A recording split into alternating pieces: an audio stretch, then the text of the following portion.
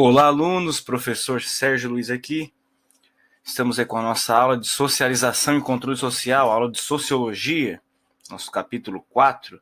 Vamos dando continuidade aos conceitos, hoje trabalhando conceitos de categorias, grupos e instituições sociais.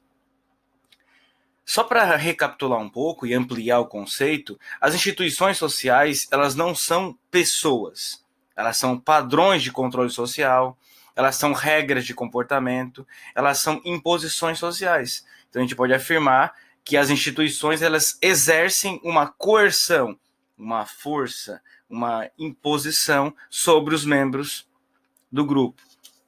Então, sobre diversos grupos, inclusive, dentro de uma instituição pode existir diversos grupos sociais. Então, a característica da instituição é essa. E vamos comparar elas com os grupos e fazer essas distinções. Os grupos sociais, eles se caracterizam por interesses, práticas e valores compartilhados por dois ou mais indivíduos. Então, por exemplo, dois indivíduos compartilham valores afetivos, valores, coisas, interesses em comum, práticas em comum, então eles são amigos, por exemplo. Pode usar essa expressão. É um grupo social, um grupo de amigos.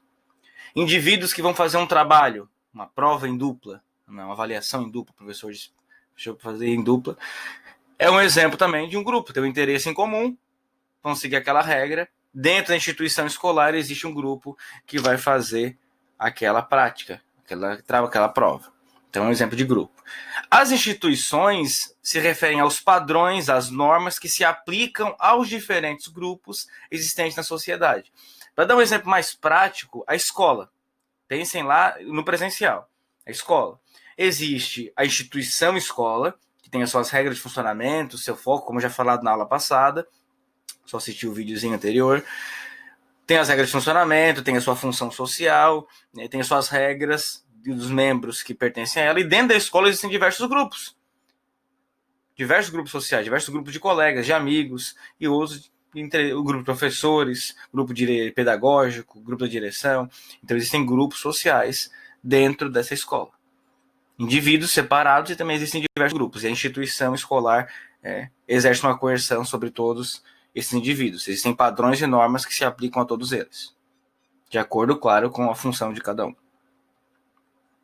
Então aqui a imagem ela tento representar na imagem a ideia de grupo social, que teria um grupo de colegas lá que estão lendo, pesquisando, estudando, fazendo algum trabalho escolar, deva ser, não sei, ou provavelmente assistindo alguma coisa no YouTube e estão rindo, porque geralmente é isso que acontece nos trabalhos. E a escola representando a instituição, tá, pessoal? Não é o prédio escolar, mas como símbolo, é a única imagem que eu consegui mais próxima assim da instituição escolar. Então, a escola enquanto instituição escolar é uma representação disso, as regras, a função social que ela tem, e não o prédio em si. A família, então, ela é a primeira instituição social que a gente tem contato, que nós seres humanos temos contato, por laços de parentesco, por hábitos, costumes, a linguagem, padrões de comportamento, valores morais. Esse primeiro contato é com a família. Por isso que ela é fundamental no processo de socialização. Então não dá para tirar essa instituição social, porque ela é a essência da socialização, independente do tipo de família que for. Aqui não se tá, a sociologia não defende nenhum tipo de família. Ela diz que a família é a primeira instituição social. É o dado com base em pesquisas sociológicas. E não se é família A ou B, família independente do tipo de família. Certo? A escola, que é uma instituição social, ela é responsável pela transmissão de padrões de relacionamento com diversos grupos, do aprendizado de códigos e linguagens sociais e na prática de valores para a vida em comum. Em outras palavras, o relacionamento entre os grupos, a convivência entre os grupos, o desenvolvimento de habilidades e aprendizagem de conteúdos, de conhecimentos filosóficos, literários, científicos, estéticos, ao longo da história, e compartilhar essa essência com os indivíduos. Exemplos de grupos sociais: trabalhadores de uma empresa, conjunto de pessoas, de colegas, de amigos. Então, quando fala em grupo, fala diretamente aos indivíduos, às pessoas que compartilham interesses em comum, ou laços em comum. E quando fala em instituição, se fala em regras, padrões, que são compartilhados para com os grupos, ou sobre os grupos. Existem, assim como a socialização primária e secundária, existem grupos primários e grupos secundários. Então, os grupos primários, eles se dão como na socialização primária, as relações sociais se caracterizam pela proximidade e pela interação direta. Um grupo de amigos, mas não estou falando colega, amigo mesmo, eles convivem fora da escola, não se resume ao trabalho na escola, a atividade, a avaliação, a convivência em sala de aula. É amigo mesmo, eles convivem junto, compartilham momentos juntos, têm interesses em comum, um vai na casa do outro, convivem diariamente, muito tempo, é uma proximidade e interação direta. É um exemplo de um grupo social primário. Os grupos sociais secundários, eles se caracterizam mais pela impessoalidade. Então, eles se sustentam em regras, normas formais de organização. Exemplo, os alunos de uma escola. Então, eles não estão ali, muitas vezes, porque se sentem familiarizados com todas as turmas e com todos os alunos. São amigos de todo mundo. E nem devem ser, não é obrigatório isso. Eles estão ali porque tem uma instituição, que ela tem um local físico, e todo mundo tem um objetivo em comum. Então, ali existe um grupo social secundário. E objetivos comuns, aquele grupo de uma sala de aula. Tem aluno que você, colega da sua sala de aula, que você... exemplo de colega e amigo, né? Então, amigo você convive, o colega é só... Você conhece e tal, mas é mais impessoalidade. Só faz aquilo que tem que fazer, cumpre aquele objetivo, mas também não tem muito contato. É um exemplo de como que é um grupo social secundário. Talvez na empresa também, você trabalhe com uma pessoa, você pouco conhece, só trabalha com ela porque é necessário. Então convive ali, talvez em outro departamento, né? Não aquele que você convive todo dia. Aquele de outro departamento, você sabe que trabalha ali, mas também nem conversa. É um exemplo de um grupo social secundário. Os grupos sociais intermediários. Existe o primário, pela interação intensa, mais afetividade, o secundário, que é mais pela impessoalidade. Também existem grupos que combinam as características dos grupos primários e dos grupos secundários. E, por exemplo, os professores de uma escola, ou membros de um time de futebol. Por que esse exemplo, professor? Porque os professores de uma escola convivem diariamente entre si. Eles passam muito tempo juntos, convivendo nos intervalos, no início das aulas, até nas aulas mesmo, trocando de sala para outra. Então existe uma convivência mais costumeira, né, mais comum, mas não necessariamente eles têm laços afetivos muito intensos. Então ele não é primário, só primário, porque não tem laços afetivos muito intensos, ele também não é só secundário, porque não é só a impessoalidade. Então por isso que se dá como um grupo intermediário. Tem características primárias e tem características secundárias. E também um grupo de membros de um time de futebol. Jogam junto, têm objetivos em comum, têm a mesma finalidade, treinam junto diariamente, é um treino constante diariamente, mas às vezes não são amigos. Então convivem junto, colegas, até conversam com o outro, mas não tem um laço tão intenso. Então é um grupo intermediário, é um exemplo. A vida social nas sociedades contemporâneas, ela possibilita diversas experiências com diversos grupos, sendo primárias, outras secundárias, outras intermediárias. Na escola, você chegou lá no Pedro Bittencourt, seja no ensino médio, primeira série, vamos supor, e você já tinha de outra escola, ou a gente já conhecia, que você já tinha um laço de afetividade e convivência mais intenso. Você forma os grupos primários, de amigos mesmo. Dentro da escola, esses os grupos de amigos, os grupinhos, né? Famosos grupinhos. Ali é uma experiência de grupo primário, uma socialização primária. Você tem um laço de afetividade, de convivência com esses membros. Mas outros, você só vai... uma vez ou outra fazer um trabalho em grupo, ou vai colocar um indivíduo lá num grupo, formar um grupo novo, fazer uma atividade específica, ou o professor sorteia um tema, vocês têm que fazer um trabalho lá uma vez no ano, ou só convive na mesma sala de aula, ou o aluno, entende? É um exemplo de um grupo secundário. Então é basicamente na impessoalidade. E outros indivíduos, você convive diariamente com eles, na sala de aula, por exemplo, na sua sala, você até faz trabalho juntos, na sala de aula vocês conversam, faz trabalho juntos, atividade juntos, mas vocês, fora da sala de aula, vocês não têm convivência. É só ali, é só para cumprir o objetivo escolar. Então percebe que ele não é primário, ele também não é só secundário, porque existe uma convivência mais intensa, então ele é intermediário. Então, ao todo momento, você eu ia falar interpolado, mas pode ser interconectado, é uma palavra mais simples.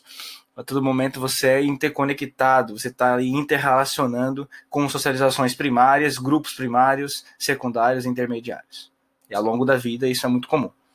E também existem as categorias sociais, que são indivíduos que vivem experiências semelhantes, mas eles não estabelecem relações diretas uns com os outros. Por exemplo, os aposentados do Brasil, uma categoria social, eles vivem experiências semelhantes e eles não estabelecem relações uns com os outros. Os desempregados que buscam emprego, e no Brasil tem bastante mesmo, são milhões e milhões de pessoas, mais de 12 milhões de pessoas, que buscam emprego, fazem parte de uma categoria social, os desempregados. Por que isso? Porque eles têm experiências semelhantes, todo dia vão lá, busca do emprego, não consegue, e tenta, entrega currículo, mas não estabelece relações uns com os outros. Outro exemplo são os alunos da rede estadual de Santa Catarina, da rede pública estadual.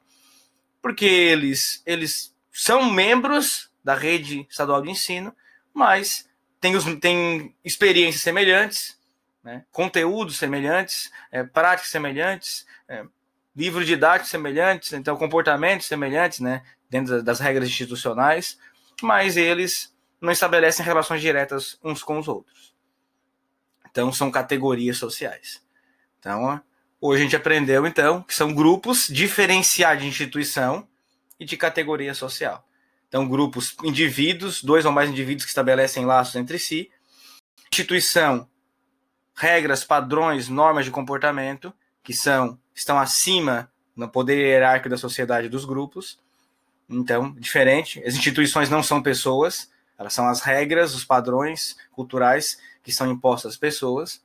E as categorias sociais são indivíduos que têm experiências semelhantes, mas não estabelecem nenhuma relação ou uma mínima relação entre si, uns com os outros.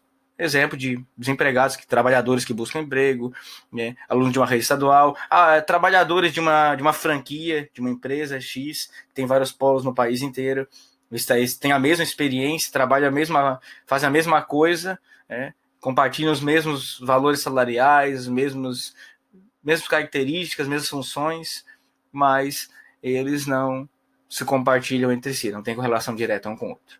Então, espero que tenham compreendido e até a próxima semana com mais aula de sociologia para vocês. Ótima semana e bons estudos. Tenho mais uns exemplos, né? Esqueci dos exemplos. Então, eu botei algumas imagens aqui exemplificando um grupo de amigos, laço de afetividade, primário, um grupo de arte terapia, um exemplo como uma socialização intermediária, um grupo intermediário, porque forma-se um laço de amizade que diariamente se encontram para produzir a arte e tudo mais, e ao mesmo tempo, né, tem laços afetivos e laços impessoais, talvez produzir alguma coisa para vender, etc. Pode ser. Ou com o objetivo de praticar terapia. No Congresso Nacional, um exemplo também de um grupo secundário, a princípio, né? Então, eles estão ali devido à questão legal, questões jurídicas, normas, regras, foram eleitos e eles compartilham o mesmo ambiente e eles têm que conviver entre si. E essa convivência nem sempre é muito animadora, né? Às vezes envolve propinas e fraudes, mas para poder votar e tal. Mas é um grupo, a princípio, baseado na impessoalidade. Dentro do Congresso existem os grupos menores, né? Que a gente pode chamar de grupos. Tem grupos intermediários, tem grupos primários, pode ter lá dentro do Congresso. Não sei, eu não confiaria, né? Tendo um grupo primário ali dentro, mas é possível ter. E um exemplo da escola, agora sim eu vou encerrar. Exemplo da escola é o exemplo dos alunos, a relação professor-aluno, que ela se dá como um grupo, a sala de aula, professor-aluno, ela se dá como um grupo primário, secundário e intermediário. A princípio, como professor, ele é um profissional da educação, ele trabalha em função das regras estabelecidas pela instituição de ensino, então, a princípio, seria um grupo, professor e aluno juntos, um grupo secundário, baseado em regras, normas, mas muitas vezes ele também se torna um grupo intermediário. E dependendo do grau de intensidade de laços, principalmente lá no berçário, nem na pré-escola, mas ali na creche, pode até ser um grupo primário. Professores e a professora ou professor e os alunos pode se tornar um grupo primário, porque estabelece laços cotidianos até muito mais fortes do que a família, às vezes. passa mais tempo na escola do que com a família. Então percebe que tem que ser observado o grupo, as características do grupo, para identificar se ali existem. Então não dá para dizer que a relação professor, o grupo professor com aluno juntos é primário, secundário, intermediário. Tem que analisar especificamente aquela sala de aula para ver se existem laços com aquele professor, aqueles alunos, laços intensos, cotidianos, e ele tem aula todo dia com eles, aí é primário.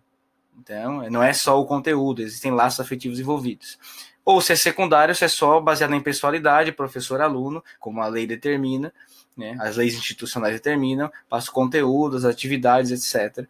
Ou intermediário, existem alguns laços afetivos primários e existem laços secundários também. Provavelmente destaca-se muito o intermediário nessa relação, mas não necessariamente será. Então, agora eu fico por aqui e boa semana e bons estudos.